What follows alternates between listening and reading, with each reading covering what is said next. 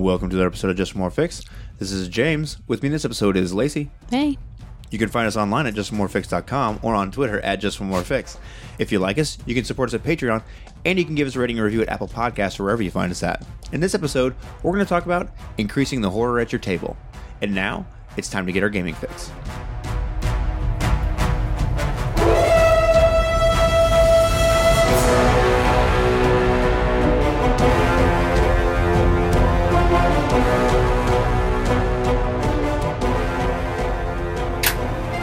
I'm John from Game Life Balance US, a proud member of the Gonna Geek Network, just like the one you're listening to now. The opinions expressed are those of each individual. Check out all the other geeky podcasts at GonnaGeekNetwork.com. And get ready, because geekiness commences in 3, 2, 1.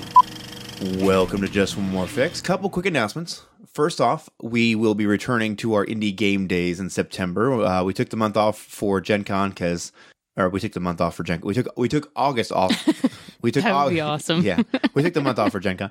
We took August off for Gen Con, so we didn't run any indie games at any of our local game shops this month.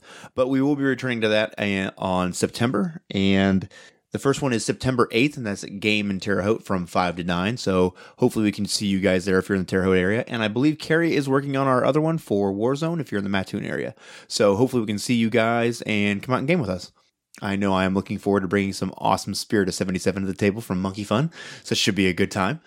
So if you are interested in some awesome, wacky 70s fun, come on out and game with us. So second quick thing is, got an email from Sarcasm Check, and it says, why do all of you say mythos?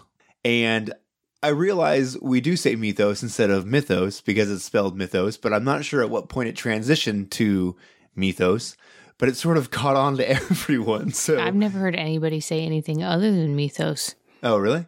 Yeah. Oh. I've never, ever heard anybody say mythos. Oh. No, it doesn't even sound right. I say it that way because that's the first time I heard the word. That's how it was said. Right. I don't know. Yeah, I don't have a good reason. It's just that's how it sort of morphed Also into not that. a good place to go for the correct pronunciation of things. That word didn't even want to come out because I call crayons crowns. Right. So I wish I had some kind of awesome revelatory story, but I do not have one. I'm just an idiot. So for whatever that's worth. So hopefully you guys listened to our Gen Con wrap-up episode. Talked about a lot of awesome stuff that we saw, did, and got at Gen Con. And we did just start our first V5 game couple of days ago, and things have gone pretty well for that. I had a good time and introduced a lot of the new concept of V5. So once we get a couple games of that under our belt, we'll probably start to really talk about V5 a little bit more and what we like specifically about it. There are going to be some of those things talked about today, but in a more specific way, I think once we get a few games under our belt, we'll review and talk about V5, because I know there's a lot of people out there that I've heard from and gotten emails from and talked to people at Gen Con that really want to hear more about V5 and what we think about it and what we're doing with it at our table and how we make it work, sort of incorporating and not incorporating the older material from World of Darkness. Much more V5 and vampire stuff to come in the future. So, but we just want to make sure we get a good handle on the mechanics and the game itself before we sort of bring it to you guys. That way we don't sound like complete idiots maybe, or backtrack on what we think. I don't know.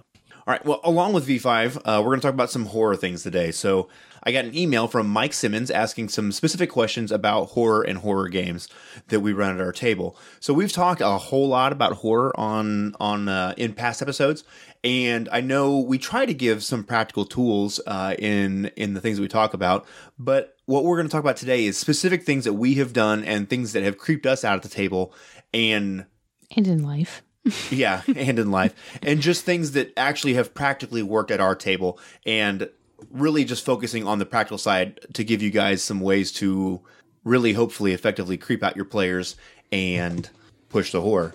So with that said, the first disclaimer for any kind of horror stuff is obviously you need to know your players' sort of boundaries and that kind of stuff and what they're comfortable with and what they're not comfortable with. And if you don't know them very well, then I would again advocate to use our stoplight method. I'm claiming it now because we've talked about it a lot of times, but it's in a lot of other places, but where you would use a stoplight for levels of comfort in the game. And real horror is about knowing the buttons to push and poking somebody to the point where they're outside their comfort zone. So I would say knowing what makes him uncomfortable is good, but knowing hard stops is the most important thing. Like maybe ask, what things do you absolutely not want to incorporate? But I don't know, when you sit down to a horror game, those are kind of the buttons that need to get pushed in order for it to actually be scary. So it's a thin line that you're walking. It is a very delicate line to walk, and that's something I think to set the tone immediately before you even start the game is to tell everyone and be upfront. Hey, this is going to be a horror game, and maybe even say, I'm looking to run a more dramatic and scarier hard horror game.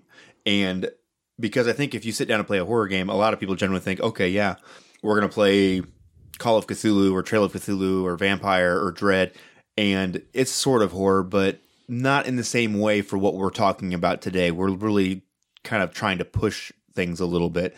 And I think you can totally do this in any system you want to do it with. There are some others that lend to it a little bit more, but you can definitely use a lot of these techniques and things we're going to talk about in any game. So...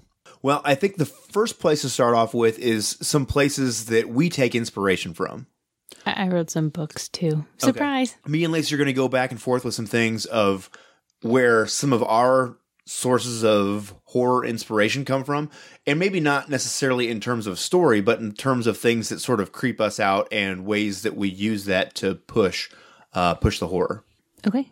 So I'm going to start with actually a story, and it's a very famous one that I'm sure everyone has heard of, and most people probably have read, but even if they haven't, they've heard of it. So the story is The Telltale Heart by Edgar Allan Poe. And it is probably the first story I remember reading that maintains suspense in such a way that I had a hard time making it through. Mm-hmm.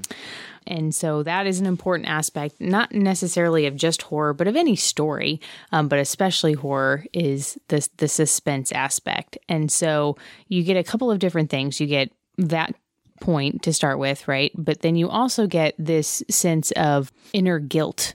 Mm-hmm. And so it's not so much about the act of the murder that happened, it's how that continues to eat away at this person's very sanity. And so it's an ongoing consequence that would be much worse than if it was just, like an investigative cop thing. That's what makes the cop drama interesting, that they don't catch him at the very beginning. It's this long, drawn-out thing of cat and mouse, and then the villain is constantly worrying about what's going to happen and am I going to be found out. Mm-hmm. Meanwhile, if they were anything short of a complete psychopath to begin with, there's some kind of guilt or some remorse built up from that act that's eating away at them. So I guess we probably should have prefaced this part with spoiler alert, I guess. But if you haven't read Telltale Heart by now... Are you kidding me right now? Spoiler alert from 1895 or whenever it came out. I don't really know. Right on. So mine is not nearly so cerebral in a lot of ways, but mine is Hellraiser. And it's the entire line of Hellraiser because there's a lot of different pieces to draw from each specific movie and the different books. Particularly the one in Mexico. So there are a couple different things that exist in Hellraiser where I feel like it really drives home the point. And Clive Barker, really, you could read any of his stories, and he just does an absolutely amazing job of, if you wanted to read something that pushes the boundaries of horror, then look no further than Clive Barker, because he's really good about running, like sprinting right up to that line and then tiptoeing across and then back and then across again and then back. So anything by Clive Barker that is horror is definitely worth looking at. But for things that kind of cross multiple medias, Hellraiser is a graphic novel, it's movies, it's books. So one of the things about Hellraiser that I like is that Pinhead, who is the main villain, is this sort of indomitable force of nature. So there's this certain amount of helplessness that exists, which is a big theme in horror. There's among the biggest themes is helplessness and suspense, sort of with anticipation kind of built up into there. And what's interesting about Pinhead is that he's just there to punish people. There's no reason really behind it other than you opened the box and now you have to pay for that. It doesn't matter really anything beyond that. Now, generally speaking, he comes With to the exception of the new movie, of course. yeah, well, Which is a little salty it's about. terrible. So don't watch the most It recent one. wasn't terrible, but it just wasn't. It didn't fit Yeah. in the mythos. Ah, there you go. So, which is the one with the cop and the investigation? Do you remember what the name of that one is? The movie we're talking about, the sequel, is Hellraiser Inferno, and it is the 5th one in the series. So, unlike a lot of horror movies, some of the sequels for Hellraiser are really, really good. They're solid movies, but some of them if you make enough. are not. So, but the interesting thing about Pinhead, like I said, is that he is this sort of indomitable force of nature that is just going to come until he sort of gets paid what he's due, and then he goes away. So there's that sense of helplessness with it. Another thing that Clive Barker is really good is taking two diametrically opposed things and kind of seeking out where they kind of come together. And Hellraiser is this pleasure and pain kind of dynamic. And it is really strange because Clive Barker is a weird guy, like really weird guy. And God only knows what doesn't make it into his stories and books. But it's interesting because, well, I don't know. It's like this weird thing where like something where it goes so far out one end, it sort of wraps around back on itself, right? And that's where Hellraiser is kind of exploring where pleasure and pain join together, but it's not in some kind of, it's in an alien kind of way, in that it's almost like Pinhead doesn't experience it the same way a human does. So it makes it this sort of alien, strange thing that it's the bacon and sandals morality. It's just a morality you'll never understand. You know, we have right and wrong, and they have bacon and sandals. And why? I don't know. That's just what their spectrum is. So there's no point in trying to reconcile it with human logic, right? And then there is a certain amount of callousness that exists with Pinhead when he's doing things and setting things in motion.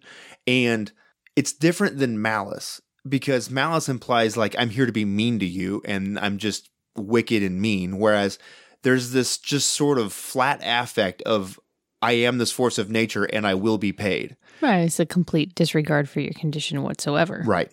It's not an intentional meanness. It's just you don't. It's like an ant. Yeah. Yeah.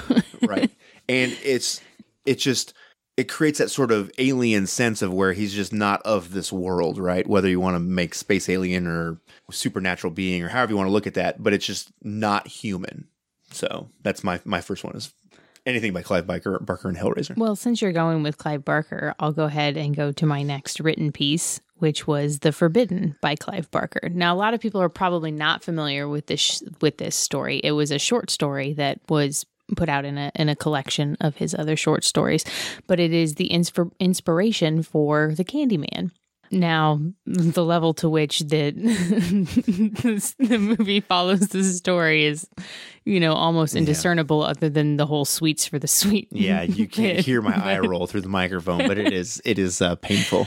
But there's something that you didn't mention with Hellraiser in a Clive Barker story that's also present in this one, and that is the idea of curiosity. Mm-hmm. And how just your natural human sense to want to know more and find out more is going to get you in trouble, and it's going to get you in an irreversible, irredeemable kind of trouble. Right. And so this has that. It also has just a very eloquently described slum apartment. I mean, just down to used needles and used condoms and just general vomitus and disgust, which ambiance is an important part of a good horror tale, especially if you're creating a juxtaposition like in this one, where you have this reporter who lives in a normal world, and now she's entering this world of just ick. And she goes on to find this painting on the wall that she becomes fascinated with and returns to, and ends up being her ultimate demise. So my next one is Ex Machina. And the movie. Yeah. There is, first off, if you haven't seen it, you have to go watch it. You should pause here and probably skip a little bit ahead, a couple minutes, and then come back to this. But Ex Machina is a movie about a guy that goes to see a robot, an android, to see if it will pass the Turing test, to see if you can just tell if you can get sort of trip up and you can tell it's an AI, essentially, right? And the horror of the movie is that at the very end, the AI has fooled the person subjecting her to the test, made him fall in love with her, set her free, and she leaves and is basically indiscernible among the population of people, essentially. And that's sort of where the movie ends, as she leaves. So one of the things that really set that movie apart for me was watching it, and there's a lot of anticipation and wondering what's going to happen next and how does this turn out. But it does an amazing job of setting a level of normalcy that is so non-threatening and so completely ordinary in a lot of ways, in an extraordinary situation, but very ordinary at a fundamental level, and non-threatening, no real true badness or horror. There's some strange moments in the movie and some weirdness with some of the other creatures as it builds, or not creatures, other. Can I just feel free to completely disagree with whatever you're saying Really? right now? Because I don't think there is any sense of normalcy in that entire thing. You're in an entirely alien environment. Like, the world that he's set into doesn't even make any sense. He comes from a regular place to this like fancy, out of place house with like ultimate security. Everything about that is an alien sort of Okay. situation. I agree with that, but it's very mundane. No, there's nothing about that that's mundane. I don't think so. I don't know what kind of world you live in, sir, but that is not mundane. Well, I guess It's the equivalent of a spaceship on Earth. No, I guess all I'm saying though is it's mundane in the fact that it's plausible. The technology that there is plausible, right? And when he's talking to this android, that's the extraordinary part, right? And all the technology that exists in this house, yes, it's amazing and stuff, but it's relatively plausible with what we have now. Whereas it puts the focus on what this android that he's talking to and whatnot, and then the revelation when she's been manipulating him the whole time is really where the horror comes from. Is that all of a sudden you realize the movie wasn't about him; it was about her, and convinced, sort of like this role switch, this role reversal that happens, and then the sort of emotionless callousness and this calculating maneuver that he's going to die and she's just going to leave, and that's sort of what it is. What? I don't know. I feel like that's not the point of what's happening at all. Well, like I see what you're saying, but to me that's a smaller aspect. Like, that end twist is good, but that's the most human thing that she does in the entire movie. Because if you were being held captive and you know that right. your release hinges on this event, then but that's what I'm so incredibly human. Right. And that's the horror of it, is that she is fundamentally human at that point though. Yeah, I don't know. There's a lot of like scary stuff leading up to that too. Just in the idea of how you can treat something if you don't consider it human. Oh, yeah, that as well. Because, the closet of basically dead androids that came before, Right. Well, and then in addition to that, it's contemporary. It's very right now, and it's plausible in a not too far off future, right? You could see this actually being a thing. And that's also where some of the horror happens, is that you realize this could very possibly be a reality in the very near future. And making that story attached to the real world in a way is sort of what really drives home that horror at the end. Well, they spend a large portion of the movie setting her up as being much more human than her creator, because right. he's an alcoholic. He has an abundance of flaws, right. A terrible temper. He's not a very people person. Right.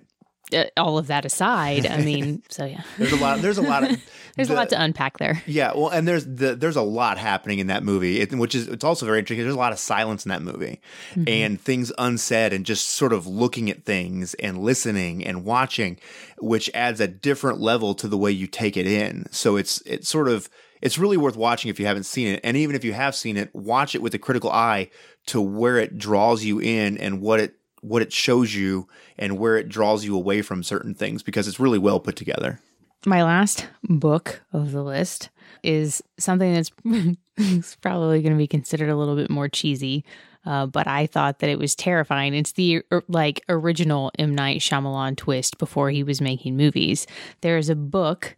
It is a Goosebumps book by R.L. Stine called, don't roll your eyes at me, called Let's Get Invisible. And so in this story, this kid finds a mirror in the attic that makes him invisible. We'll come to find out there's actually, whatever, it's like a haunted mirror or enchanted or some kind of twist, and things that are in the mirror are actually coming across into the regular world. and taking the place. It's like a doppelganger sort of story, right? And so it goes through this whole thing, and then he figures it out and ends up escaping and not being trapped and overcoming this obstacle, only to find out that his brother, who everyone calls Lefty, it's his twin brother, is left-handed.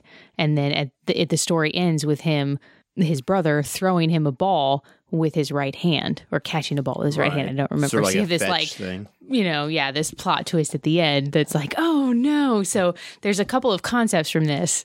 So this book, it really scared me as a kid. I mean, I was probably like 7 or 8, you know what I mean? So really young. And so there's two things. One is the idea of having your identity assumed. And so you see this idea a lot in movies. You know, when's that Arnold Schwarzenegger movie where he comes home and he's got like, is it The Eraser? Yeah. Yep. So action movies and other horror movies, it's there, right? Right. And then there's also the idea of having your safety taken away. So this takes place inside your home where you're normally safe. All of a sudden you find out, maybe I'm not as safe as I thought. Right. Then you overcome this terrible thing, and I'm safe again, only to find out, oh no, I'm not really safe at all. And so that idea of playing with your safe zones is a powerful concept. So my next one is Silent Hill. So not so much the video game, but the movie specifically, because if you're looking for something that has a very atmospheric piece to it, and when you watch it, it just has this eerie feeling, and the whole world has this sort of sepia tone where everything is burning and rotting and being destroyed. And then the creatures that exist in it, they move in a vaguely human way to where it's enough to where it's recognizable, but also enough to where it's alien on its own. And they play with shutter speed for how things move, and jittery and herky-jerky. And the bad guys in it, the villains of the movie, Pyramid Head and the nurses, and then the sort of the cult that exists, it works at a lot of levels. So you have this Pyramid Head and these Silent Hill nurses that are just sort of evil alien things that you can't reason with, but at the same time there's a cult that exists in the movie and in the storyline of the video game, to where it is what I still truly think is that humans make the best monsters, because it is that darkness of man that exists that sort of creates this entire thing and pushes these innocent people out and forces them to go be presumably consumed and destroyed and murdered by these creatures. This is the debate we had before about monster versus villain in play right now. But your nurses and your what do you call them, anvil head guy? Pyramid Head, that was it, sorry. Are monsters. Your cultist group, those are villains, because the sentience makes the difference. Okay, in that case, I agree. I'm not sure what our context was before, but either way. But the thing that I like is it's a nice contrast between a couple different elements of horror with the very strong atmospheric tone of the movie. There's a lot of really good changes in tone from when they're outside to where when they're inside some of the buildings, things get a little more normal. The bell, or the air raid horn that goes off, is this sort of warning that happens, and as soon as you hear it, you're like, oh no, like it builds the anticipation of things. So it has some like, it like sort of trains you like Pavlov. When you hear this sound, badness is coming. So then as soon as you hear it, oh no, here it comes, right? The badness is coming. And then I really, really just enjoy the stories of the wickedness of man. I like how you have the will of the many against the will of the few sometimes in that. And there's this cult that's being manipulated by this person, and they are going to have their way because you're either going to go outside and die by the creatures outside, or they're going to kill you. And I like the idea of how things change in a mob of people and that mob mentality and all that. It's very scary. And it's like the antithesis of the underdog story, right? Well, but I think it goes back to what you were talking about, how it takes away your individuality, because now you're not a person anymore. You're this mob, this group. And the mob thing is totally true. I've been in a couple riots actually when I was at Carbondale, and it's amazing that the atmosphere and the tone in the air changes, and it's easy to get swept up in that kind of insanity. It's just mayhem. So it's just awesome. I mean, so Silent Hill is definitely worth a look. So my number one movie pick is always The Ring, and there are several different reasons. you mentioned kind of the jittering, unnatural movement, but I would take it even one step farther. Like when she's crawling out of the TV and she's coming at you, you get that unnatural movement too. But there's the idea of something that is normally innocuous, in this case, a child, and giving that child a predatory movement that is particularly vexing to my person. Right. So giving something basically cute and fluffy, the I'm going to kill you type of instincts. That's a tight one to navigate, because if you do it wrong, then it becomes kind of cartoonish and they become silly and even less threatening than they would be before. So that's a tough one to navigate. The other aspect there is the idea of nurturing. And I don't know if that's, I'm sure it's not a purely feminine thing, but I'm sure that it's stronger being that I'm a mother. But even before then, right? I had like a younger brother whatever. But there's this, it's ingrained in you to care for a child.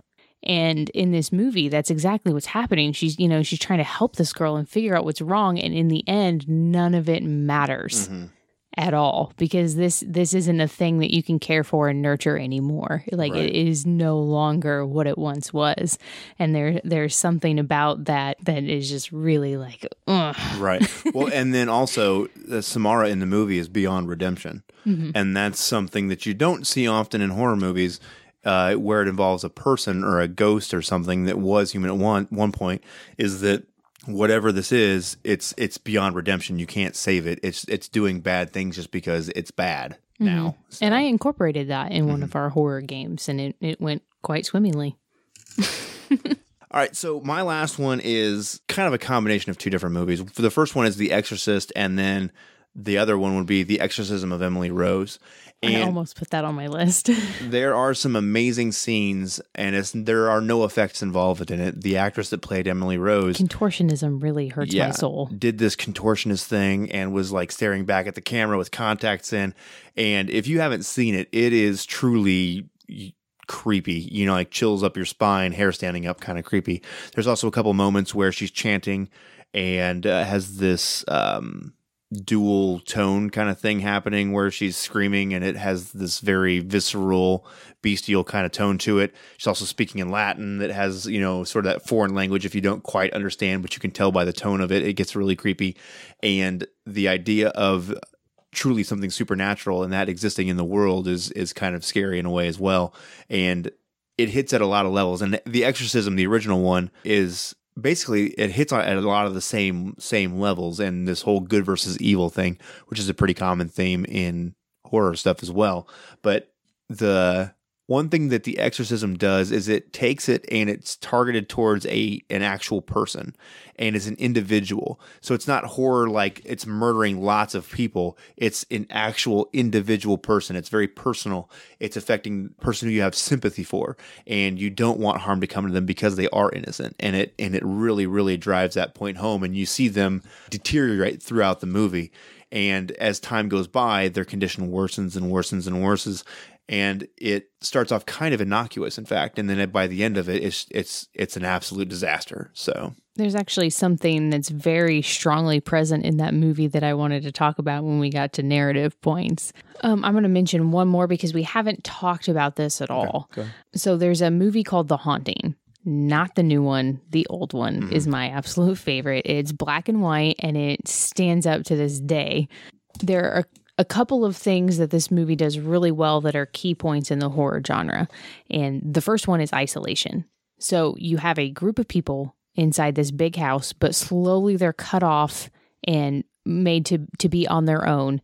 And it's a very good example of splitting up a party, but still maintaining the narrative. The second thing that we hadn't mentioned in any of these, maybe a little in The Telltale Heart, I didn't really specifically say it, but is the questioning of your own sanity. And that topic is more poignant in The Haunting than it is in The Telltale Heart, because there's a group of people and not everybody seems to be experiencing things equally. And so this one individual is particularly isolated, and isolated even when amongst the other members of the group, because she is questioning her own reality. And that is a very strong aspect that you can bring to your table. That's some good sources of inspiration and some things to check out that you maybe not have seen yet.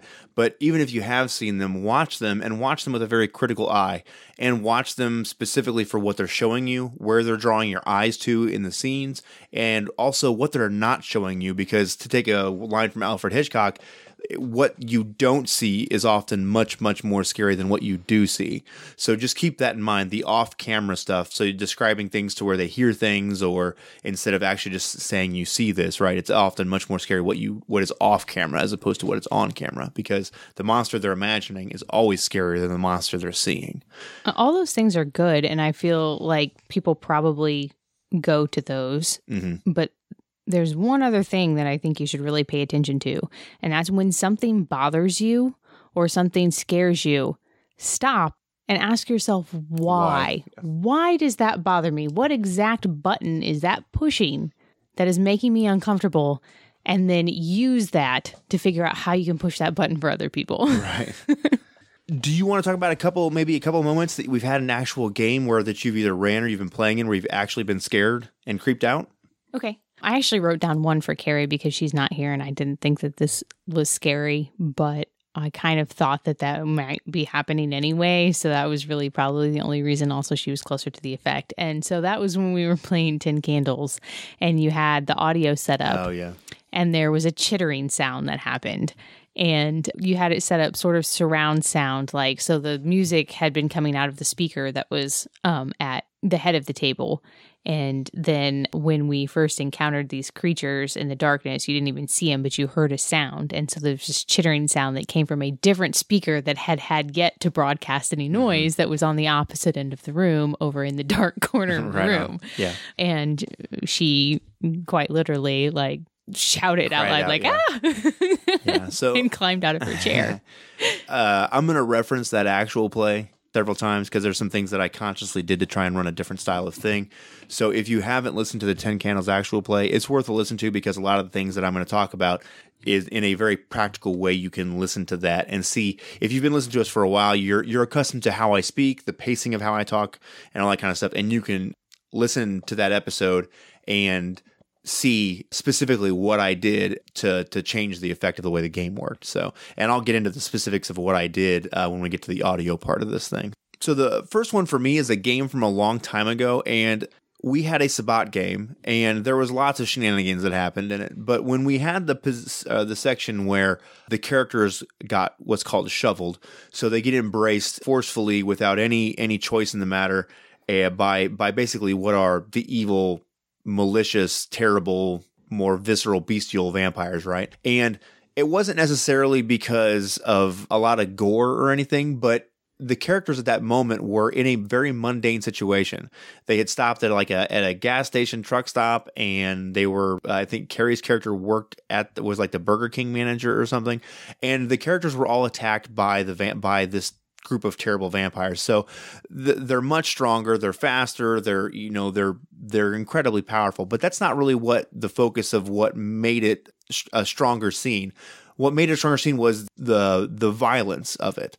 And I know if you're running a horror game, there's a lot of violence in RPGs, but the violence in most RPGs is treated as kind of like a sport.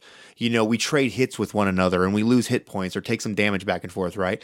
But it's more at looking at violence as an actual attack on that person, and violence is war, not violence is sport.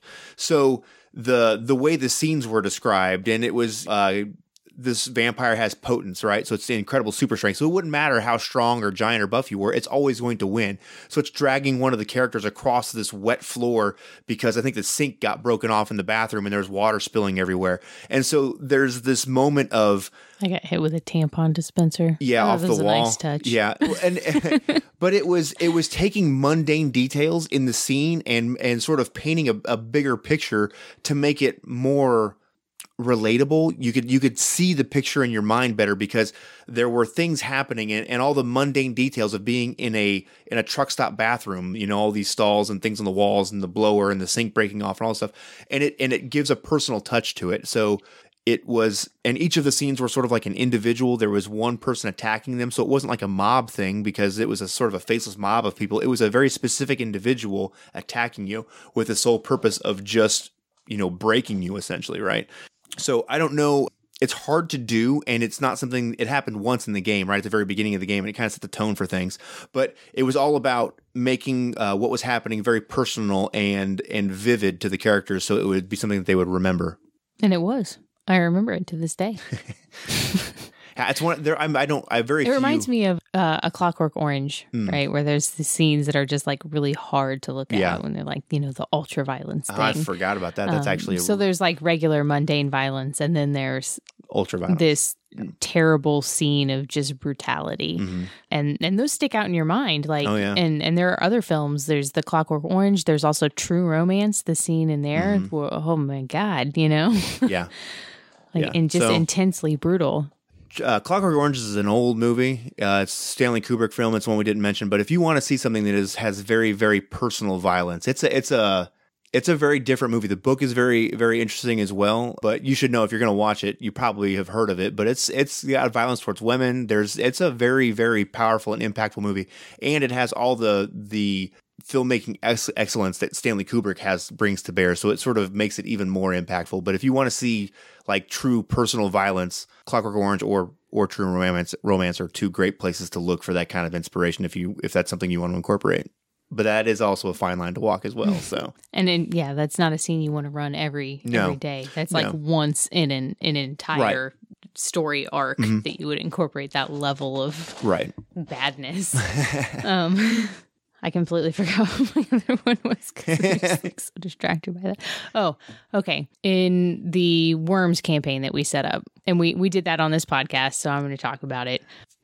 Body horror is a terrible thing anyway because it's losing your own agency. Loss of the person. Right. But we really took that to the next level with the whole midwife aspect. And that was my idea, and I'm a terrible human. But it gives you this sense of horrific irony, because now your characters are the only ones that realize, out of this entire village, what is about to happen as a result of this. And you can try as hard as you want, but when it comes to things like infection, by the time you realize it's happening, it's too late for those people. And that is a terrible, terrible sense of helplessness on a greater scope. So it takes that personal horror that you were feeling and just amplifies it up and applies it to a vulnerable population that everyone feels obligated to protect. Right. And just the fact that this is taking place as a result of another person's sense of duty in caring for that group of people to begin with, that is causing, not causing, because obviously the bug is what's causing the problem, but is escalating that situation is just a horrific turn of events. So I don't know, was I specific? Maybe I wasn't specific enough with that. If you haven't listened to the podcast, that one has the Creature Feature podcast. Yeah, there's an infectious parasite worm that has taken over this group of miners, and the mining foreman, his wife, is the midwife for the town. So she's in charge of taking care of probably sick people in general because it's set in the 17th century, but more specifically taking care of pregnant women and newborn children.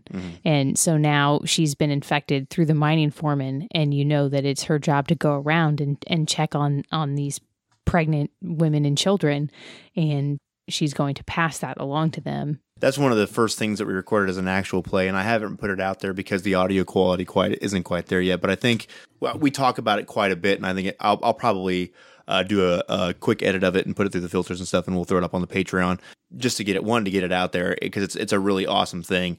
But the audio quality isn't quite there, but probably should do something with it. So right. So I was going to mention the Worms game as well. I absolutely love body horror. It's one that affects me the most. It really kind of creeps me out in a lot of ways, and parasites are awful and nasty. And I put it on here as an honorable mention for Carrie as well, because I found out a couple weeks ago that after we played that game, she went home and had nightmares about it, actually, which I kind of felt bad, but also kind of strangely gratified as well, because apparently I did a really good job.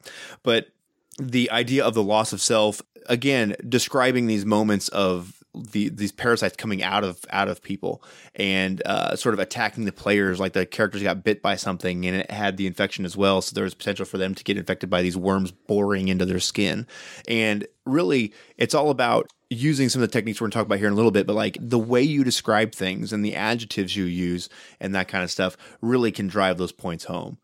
I'll go ahead and do like you kind of like picked up on the worms one. So sorry. My next one is going to be Degenesis. And Degenesis is not a very big RPG. It's produced in Germany. It's not very big here in the States, but it's an amazing game and it has some tremendous artwork. And if you want to see some imagery to inspire you in ways that you probably haven't seen before, it's definitely worth a look. But the part of the concept of the game is that there are these spores, this fungus that infects people. And I realize I just picked something else that's infection again, but it's kind of in a different way. There is this creature that has pheromones that it can put out, right? And it I forgot about that. Yeah, so it would. This is a Degenesis game that I ran, but it basically took away your humanity and sort of made you into like a drone ant essentially. And if you smelled these pheromones in the air, it would draw you to it through this spore field of sort of like these mutated insects and infection and all this badness. And they were all sort of swarming around this thing that used to be a human being, because they start off as humans before they sort of completely, molt and mutate and become this other creature. And specifically what happened in that was sort of thinking about how you would describe a line of ants walking or a group of bees working together to accomplish a task, and the way you would describe that and using that specifically to describe people that way, and not describing them as humans, but keeping in mind that you're only describing them as sort of creatures on autopilot following these pheromones doing very specific things. And it sort of dehumanizes them. It makes them seem alien, and it makes the players realize that this very easily could become me, because at the same time all this is happening, they're making checks to see how infected they have gotten and all this stuff. So that's my next one. And there was some more description involved with the actual creature that was causing the problem as well.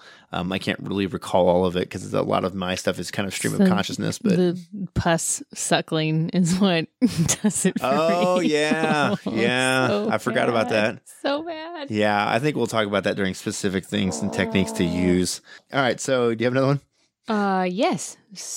So one of my favorite techniques for games, you have a lot of players that are used to whatever this evil thing is, I can fight back against it.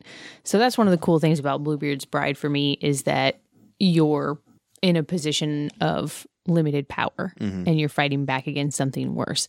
But if you take that to the next level, what you get is a horde of creatures that are not normally a problem. This is very personally impactful for me. I am someone who would not even watch the movie Birds. It's probably terrifying. I couldn't tell you about it because I won't watch it. And it doesn't matter if it's, you were talking about the Degenesis and the, whatever the creature is. Sporivores. Yeah. And being able to control insects. Insects is another great one. You can swat them and kill them like nobody's business. You can, you got a barbarian creature, you can knock them out 5 at a time, but there's 200 of them. So how many can you hit? The most recent example of this is you running Frostbitten and Mutilated. And there's the birds. Oh, the crows. The crows that are attacking. And you can tell that I've given this a lot of thought because I actually had a plan formulated that I, had been thinking about even before this happened. I'm like, so what would you do if you had all these creatures? Okay, so if you kind of disrupt the flight pattern, that would help. So I had, I had like a pre-formulated sort of inkling of what to do because it just freaks me out. So yeah, whatever in birds or insects, the idea of being overwhelmed to a degree. And I've used this in games before. I used it in Tales from the Loop when the possessed, whatever, not really possessed, but microchipped birds were attacking you guys. And Isaiah was hitting them with skateboards and stuff like that.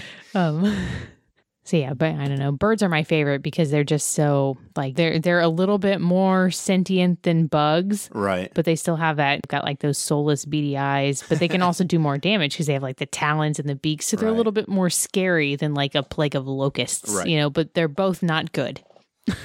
That's it for the story time part of this. But now we're going to break down into now that we have given some of these stories will give context to what we're going to talk about next. So just a quick, real fast overview of some of the horror themes that we enjoy at our table and really seem to work well for us as storytellers is that helplessness, anticipation and suspense is a big piece of all of this. Player engagement. If they are not engaged in the story in the game, they are not going to find it horrifying. Pacing, all this kind of stuff. There's a lot of basic broad generalities you can kind of incorporate here, but the foundation of a lot of our horror stories are that helplessness and the suspense. And that's whether it's helplessness of the group or helplessness of the individual, and then also setting a tone of normalcy and then breaking that, right? Well, and isolation is a huge horror trope. Right. That kind of goes along in my mind with helplessness as well. But yeah, it's there are two separate things. So the first thing I'm going to mention here, and it's something that comes directly from the game, the V5 game we just started. So we decided to I wanted to run a different kind of vampire game. So I wanted to run a modern gothic horror game, right? And what better way to display horror than when you have moments of lightness, right? Because if you have these horrific moments, you have to have them in contrast to something. Because if it's all dark, grim, you sort of, part of the way horror works is that roller coaster of emotion, right? Moving between one thing where everything is safe and good and you're at ease to anticipation, suspense, and then badness, right? And sort of moving between those two. So I know when we talk about horror, it's really, really easy to talk about the scary bits and the techniques to use to make the story horrific and scary, right? But if you really want to sort of take your horror game and put it to the next level, is to really also approach those light moments with the same amount of passion that you would if you were trying to make the game horrific, right? So one of the things in V5 is that you have these chronicle tenets, right? So I wanted to run a gothic horror game. So you don't have to write them down and tell the players what your tenets are, but one of them is specifically to never deny your true feelings and specifically true love, right? So if there is this way for the characters and players to care about the people around them and be emotionally invested in the NPCs of the world and each other's characters, when bad things happen, it will be much more impactful. So if you want to have your horrific moments have impact on your players, they have to be emotionally invested in worrying about losing things that are already part of the world, whether that's locations, their equipment and stuff, or their friends around them, or their loved ones in the game, right? So you need to find a way to give them things that matter to their character and the player if you understand how to work things that way as well. So we're going to focus a lot on the actual horror parts, but I can't emphasize this enough. If you really want to make it work, you have to focus on the light part of the game as much as you do the darkness. Does that make sense? Mm-hmm. Do you have anything to add there or no? I think the easiest way to do that is to force your players to come up with something that is meaningful for them and write it down on paper. Don't make yourself do all the work. Right.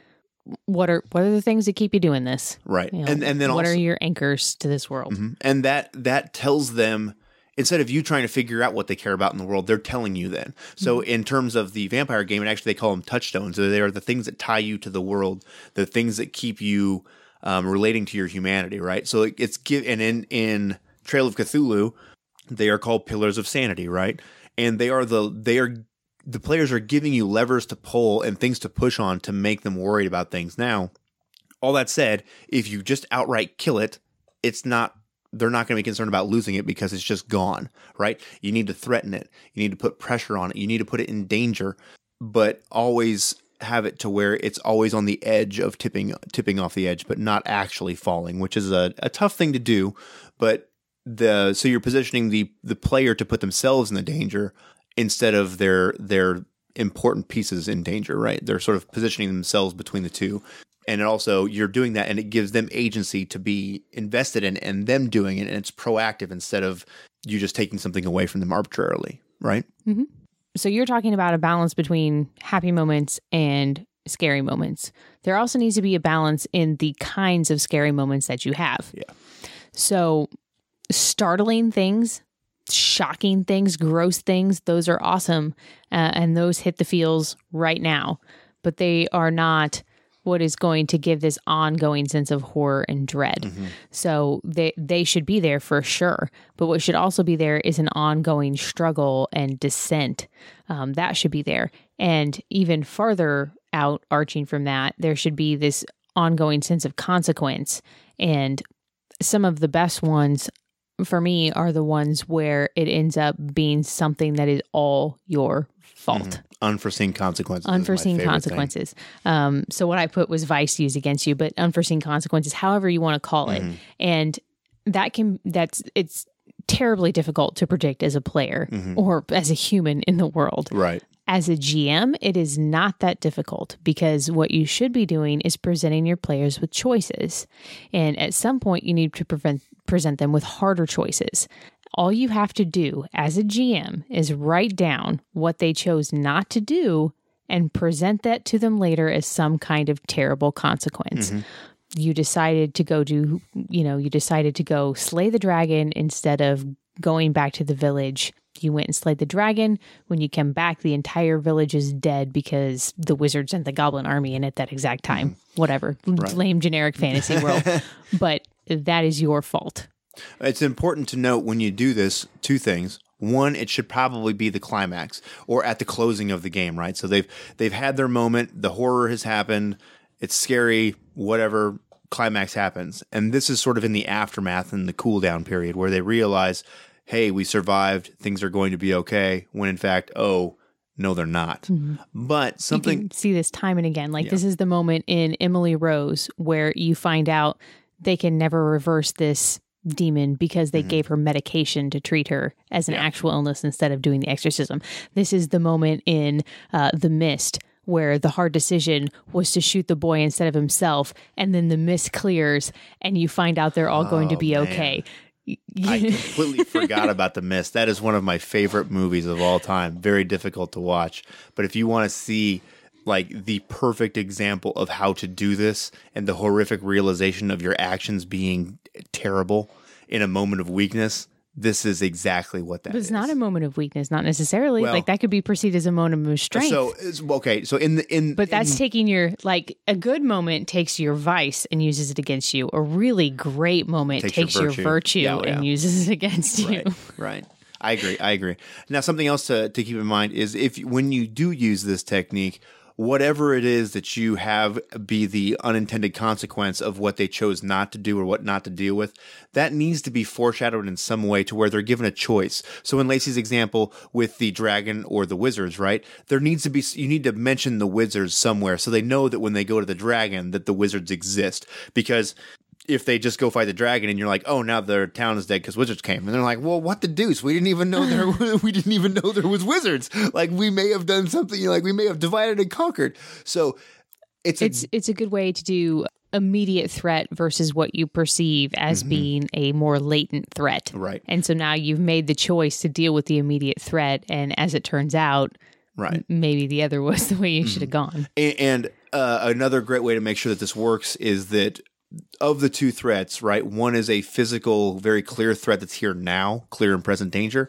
And the other one may be a more metaphorical threat or a more something, I don't know, just something drastically different because fundamentally the wizard and the dragon are kind of the same thing, right?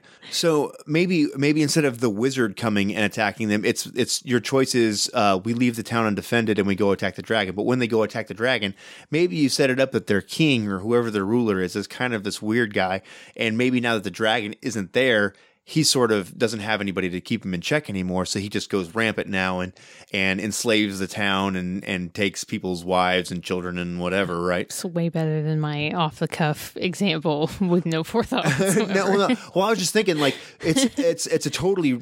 The unintended consequences is great, but it's just... I feel like if you're presenting the players a choice, it needs to be a choice between not bad guy A and bad guy B that are essentially the kind of along the same parallel lines, but bad guy A and threat, which is a different style of threat, right? So maybe you set it up with some quick foreshadowing of how the king is wicked to his servants when no one's watching or whatever, right? So when they leave, they're like, oh, he really was a lot worse than what we thought or whatever it is, you know? And these are some kind of cheap examples because fantasy's easy, but yeah, so... I'm kind of trail off there. Being that we're talking about playing role-playing games, and you're listening to this podcast, the first way that the players interact with the story and the game world that you're building is by your voice and you talking to them, right? So if you listen to the 10 Candles actual play, right, you should notice immediately once we actually get into the game, the tone of my voice changes. The pacing of how I speak changes because I talk pretty fast. That just sort of, I'm go, go, go, right? But when I sat down to run that game, all I kept telling myself was slow down, slow down, slow down, because it makes it much more impactful. So along with that, my volume. So I talked lower and I talked quieter. Really, there's just slower. There's a handful of cheap tricks for telling a good horror story, whether it's in a tabletop game, around a campfire, around a Ouija board where you're pretending you're not moving the arrow, whatever. Get the people as close to you as you can. Set them in some kind of arrangement, preferably a circle, so that you can make actual face-to-face contact with every single person. Closer the better. Start off talking quietly and slowly, because you will build in volume and speed as the conversation progresses just naturally, because you're going to get excited. But it also works for when you're telling the story. But if you can start off really quiet, people will lean in to hear you. And then as the action builds, you're going to have much more of a startling effect than you would otherwise. And use the silence. In a moment of tension, there is nothing more tense than a long, hearty pause with a meaningful glance. Right. So something to think about when you have that silence, count in your head. 1, 2, 3. Maybe, and you can vary the length of the silences between 3 and 5 seconds. But the difference between 3 and 5 when we're sitting here is almost nothing. But when the room is quiet and everybody is on the edge of their seat waiting and listening, and you're talking a little bit lower and slower and quieter, it really, really builds that moment of anticipation to where they're really on edge and waiting. And if you just sit there and sort of glance meaningfully from player to player or at your notes or scribble something down, it adds suspense. And that's really what a lot of this horror is all about, is building suspense in some way that doesn't feel completely artificial. The other thing it does is it does give you a moment to think. And that in that pause, you can sort of plan out what it is you're going to do next. And don't be afraid to let it linger even a little bit longer if you need to, because someone will eventually break that silence, even if it's not you. Well, inevitably, in a circle of 3 to 5 people, you will have the one person that just cannot tolerate it. They will have to fidget, they will have to move, they will have to say something. So make them your marker. Hold the pause until you can tell that they're uncomfortable. Right. Along with all this stuff, a lot of this focuses on how we talk about things. So if you're wanting to set a scene and make it more impactful, we all have common phrases and things that we go to. So in that 10 Candles game, I tried to make a point to use adjectives and describe things in ways that I wouldn't normally do it, right? Maybe as you're thinking about the game you're going to run and the scenes that your characters are going to progress through and the environments they're going to be in, think about how you would normally describe them, right? And then think about describing them again if you weren't to use those same words, right? So it's the difference between saying everything is damp and everything is moist. Essentially, they convey the same information, but there is a significantly different context to one versus the other. Dirty versus soiled. What are their common adjectives? Hot, boiling, blistering, feverish is one of my favorite. Like if you touch someone and they're warm to the touch. No. They're feverish. Well, and think about your setting ahead of time. Generally, you're going to know where you're going, at least a vague idea, or there's some points you're going to hit along the way. And look at that setting and then think of an adjective you would normally use to describe it. And then think of an adjective that has a similar meaning, but with a very different connotation. Like your damp and moist is another one. Like people are just naturally, a lot of them, uncomfortable with the word moist. That's why I chose it. Yeah. So, that's a perfect example. So now maybe you say, well, it really stinks in here. Well, there's a pungent odor. Putrid. Putrid is a good one. Yeah. Those kinds of things. So just write down a list. Or maybe there's a list of just words that you really enjoy that are quite disgusting. Write them down. Right. Make a point to scatter them throughout your game. Like precious, dirty little gems. Right. But the one thing that it does for your players, though, is as we sit at a table and we get used to people, we get used to the way we talk to one another. And we get used to the way that your game master describes things, just the same way you get used to the way your players describe their actions to you. So if you go into a fighting scene, you can probably know how one of your characters or most of them is going to describe how they go about attacking the group of goblins, right? Simply choosing to use different words and different language and different pacing and all this stuff, it will really change the way your players are reacting to the game, because we're not trying to scare the characters, we're trying to scare the players, right?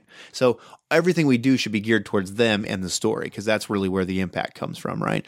So and in a lot of other storytelling techniques, they tell you about the 5 senses. So we get caught up on what you see a lot, right? Because that is what you see, in fact, and it's our primary sense. But don't ever forget that there are textures to things, smells, sounds. So instead of you walk into the tavern, you see a table over there, there's a man with a cloak sitting in the dark. You can say you walk into the tavern, you smell the scent of ale, salted meat that's cooking. You can hear people bustling around as you step across. Your feet crackle on peanut shells that have been left on the ground. You slide your hand across the smooth, cool wooden counter as you make your way to the other end of the bar, and you see sitting, sulking in the shadows. Something like that. Give it more life. You hear a crackling of a fire. You smell the scent of burning log. Just throw some other senses in there. Right. And all that, take your time with it. It's easy when we do this stuff and you start to feel nervous to speed up and to be rushed. But really, what gives impact to these words is letting them hang out there in the air for a moment for the players to absorb them, so that they really you let the words wash over them, and so they will hopefully have some kind of impact on them. We have not talked about lighting yet, and lighting is a big one. Our basement has fluorescent lights. Normally, not a problem. Mm-hmm. When we did the Bluebeard's Bride game, I lit a ton of candles on the table so that you could still see, and I turned off the fluorescent lights. And when we did 10 candles, that's like the most pungent example. Mm-hmm. Poignant. I get the 2 words. Say the wrong Jumbled one. Up. That's the best example, really, because you start off with all these candles and you're blowing them out one at a time, and you end up with less and less light. But just any way you can to dim the lights, even if it's just an electric candle, whatever, mm-hmm. or a less bright electric light, that's fine. And shutting off the other lights around you. And so that pulls people's attention in as well, because you focus on those things that you can see in the room, and mm-hmm. you kind of lose those things that you can't. So there's less distraction.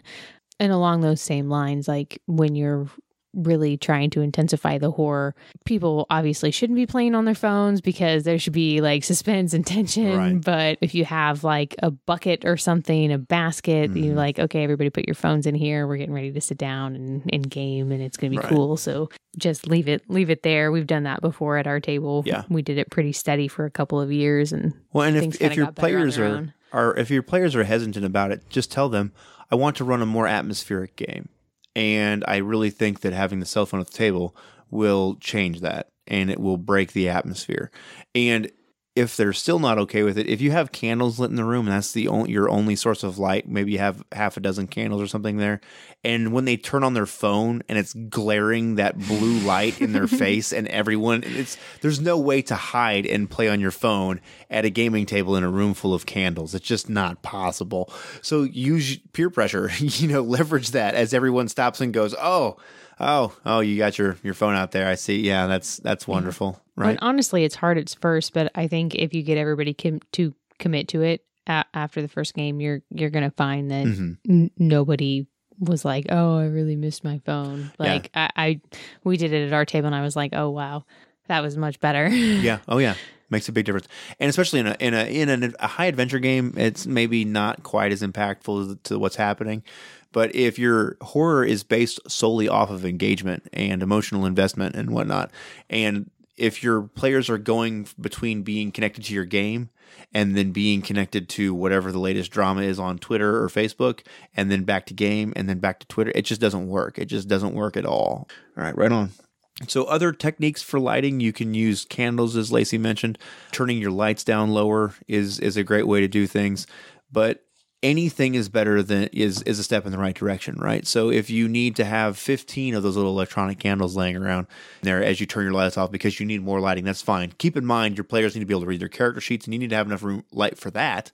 But barring that, you can really bring the lights down quite a bit. Even if your ambiance sucks, your players are going to recognize, oh, this is something we haven't done before. Right. It's game time. Well, it's also a signal to everyone when the lights dim in the movie theater, or if you're at a play or something, when the lights go down, what happens? Everybody shuts up and faces forward and pays attention. You get that weird hush noise. Yeah.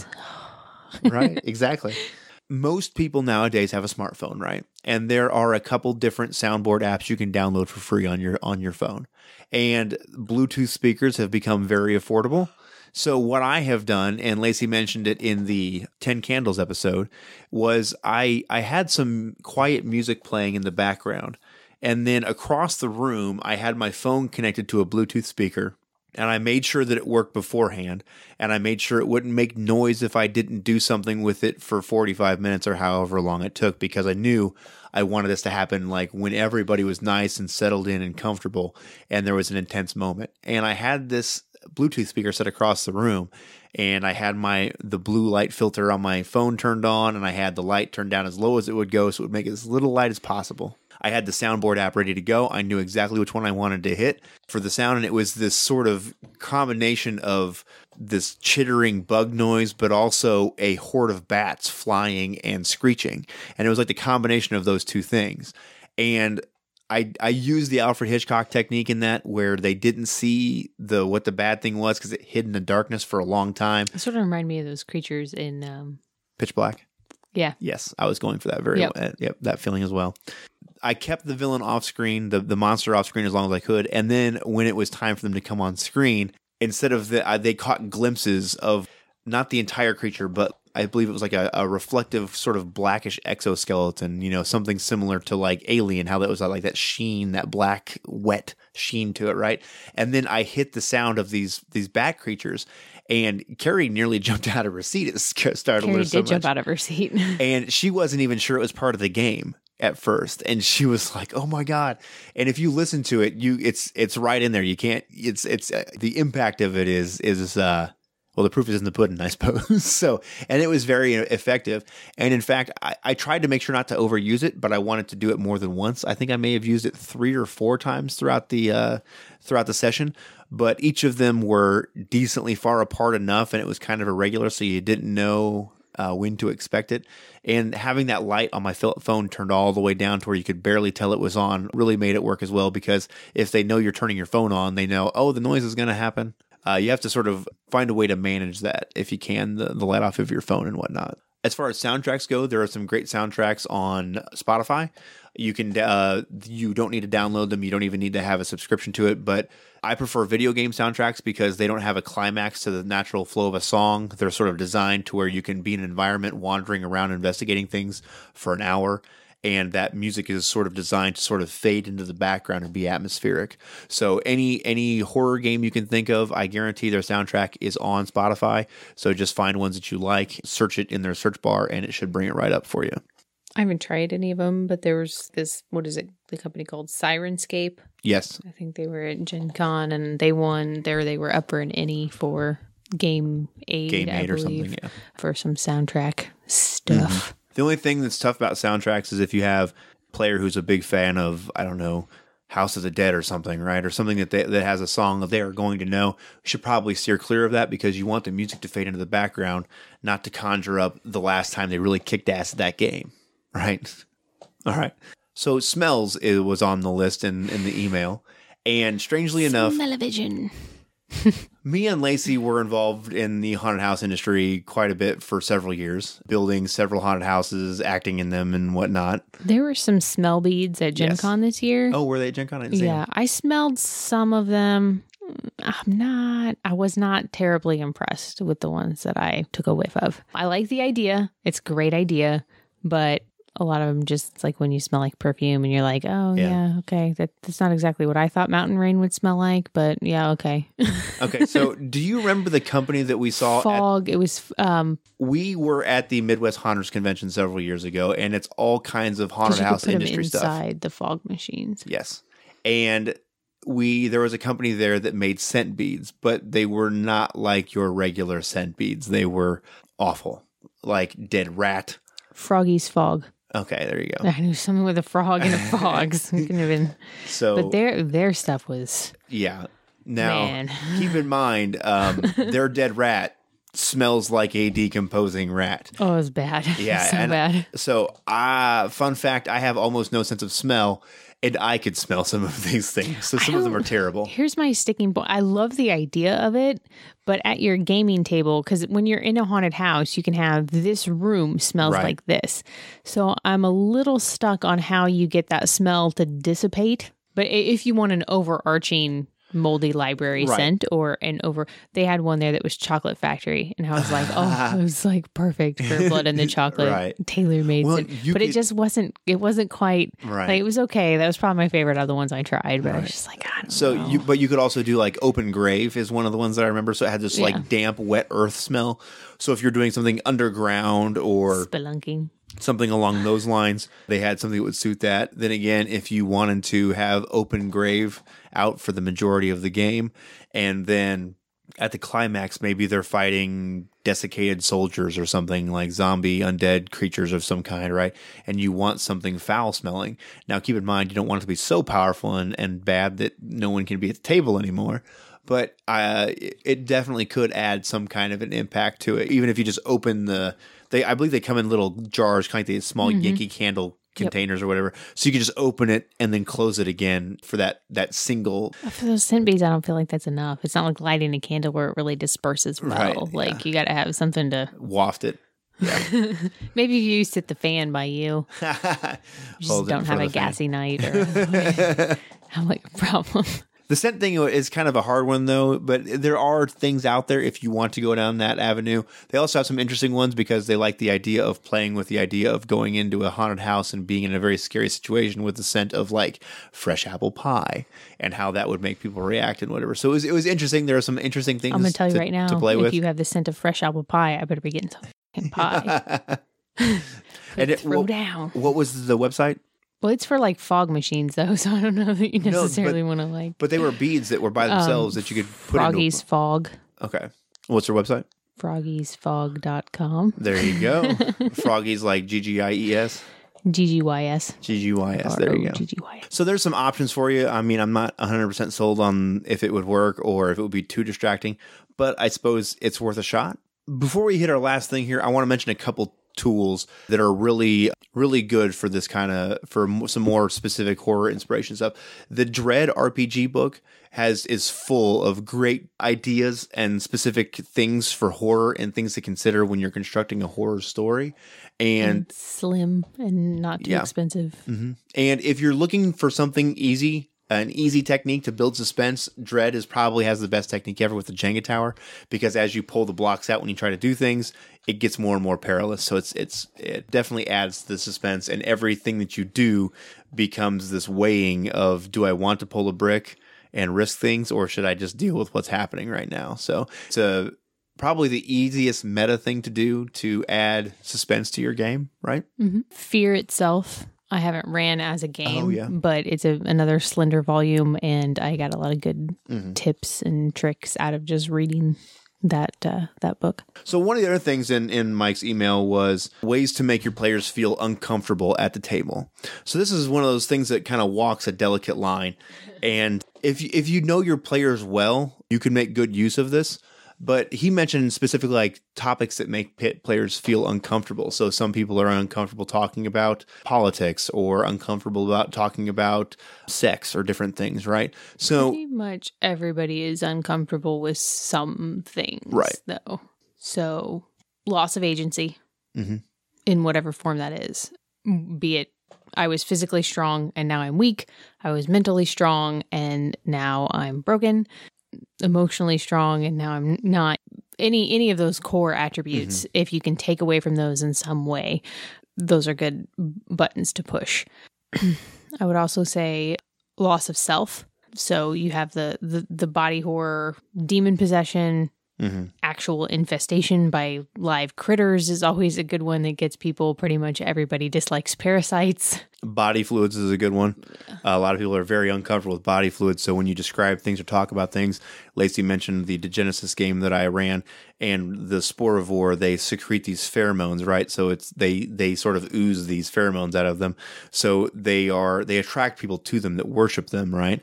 So this creature was surrounded by people that were they had all these boils on their back, and the boils were sort of emitting these pheromones and excreting this sort of pus, right? And it was running down their back, slowly dribbling, and the people that had been attracted to the pheromones had come to sort of essentially worship at the foot of this former human creature thing, and they were like licking and lapping is a sort better of word to use, lapping up the prevalent juices coming from this creature. And it was pretty awful. There's some amazing pictures in the Degenesis books to sort of inspire you how to sort of go about describing these things. But sometimes you can sort of describe them and then show them the picture as well as you kind of describe what happens. But body fluids is an easy one to go to. Also, vulnerable people.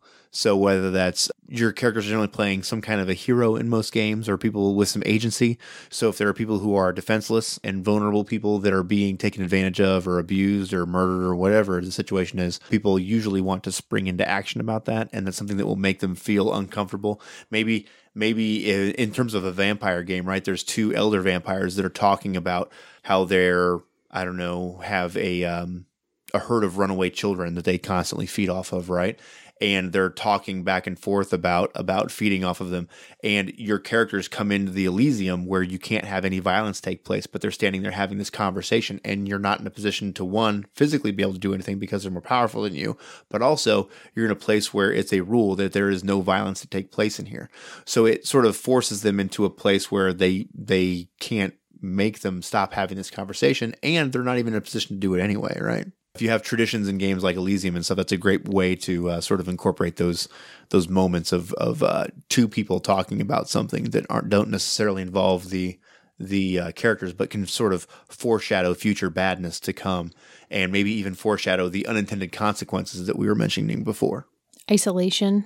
So separate your characters. They're very strong as a team, but each of them has their own weaknesses, regardless of what kind of system you're using. You know, not everybody's going to have 16s across the board and all those attributes. So separate them out, make them work on their own. If you do that, make sure you spend time to consciously make sure that you're moving the spotlight back and forth.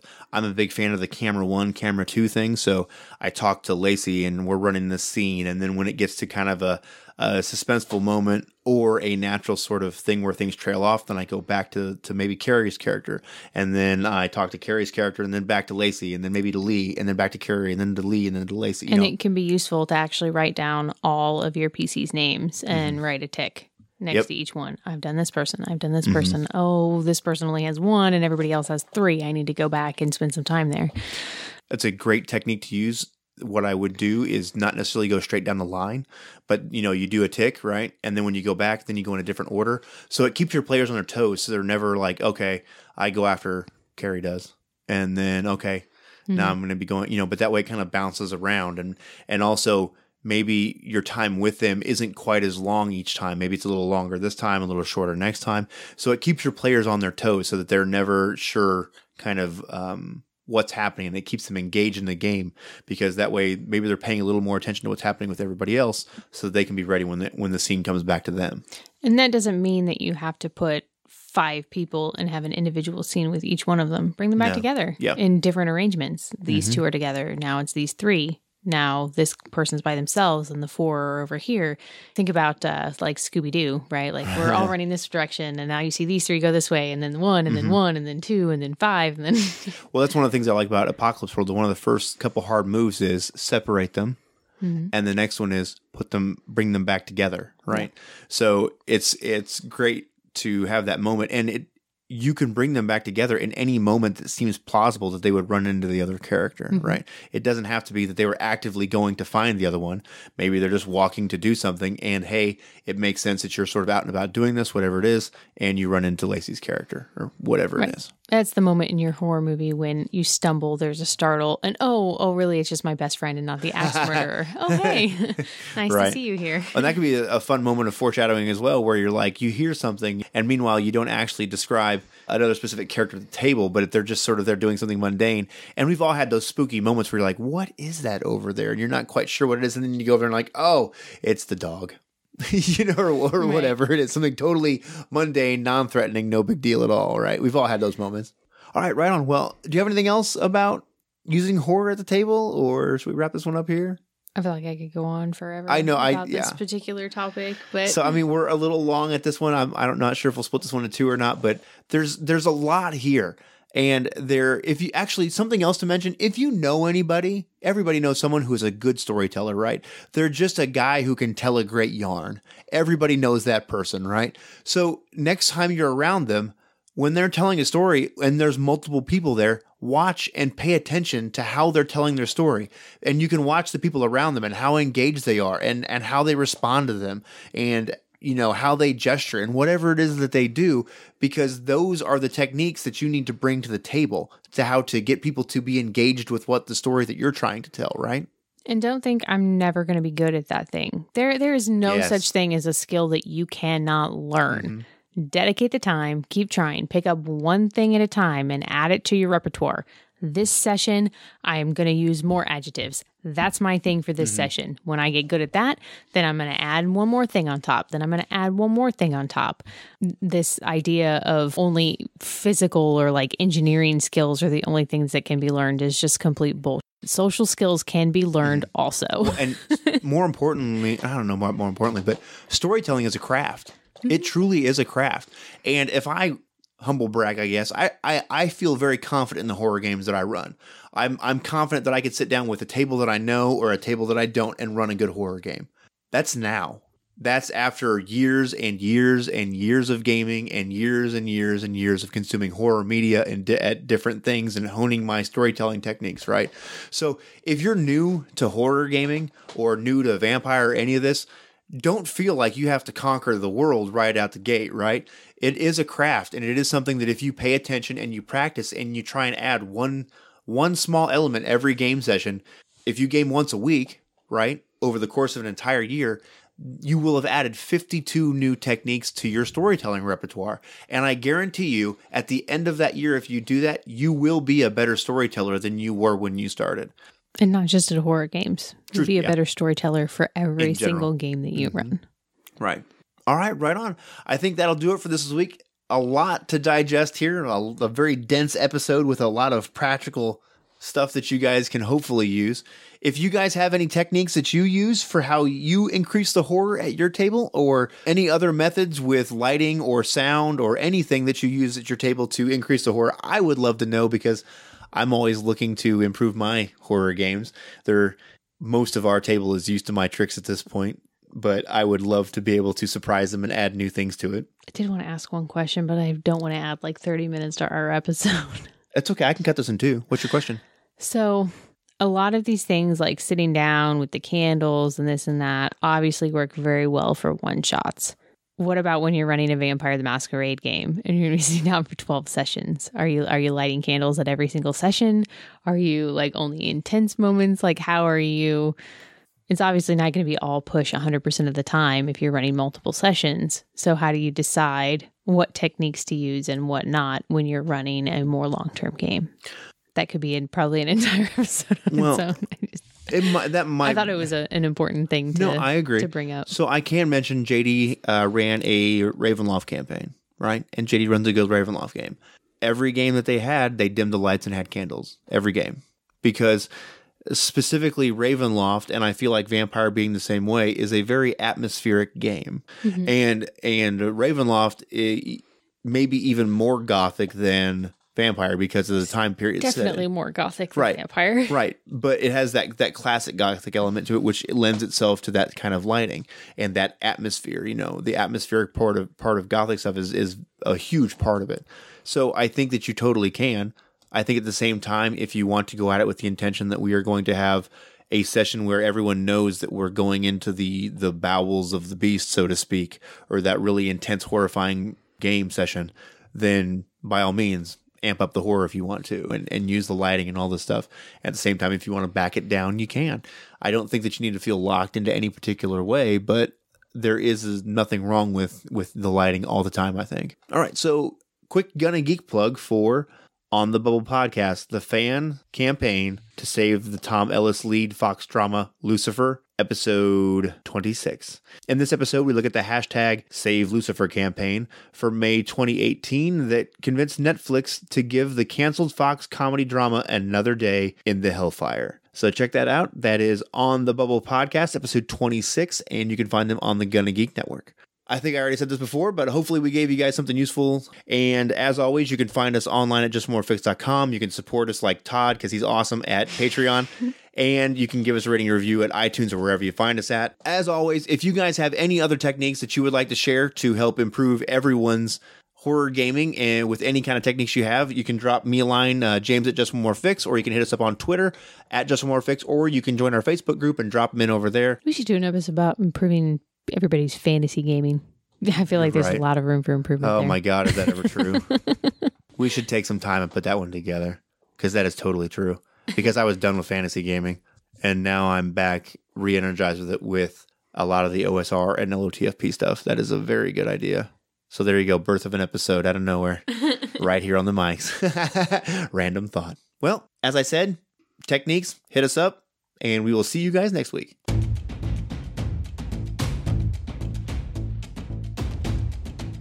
Thanks for listening. This has been an episode of Just One More Fix.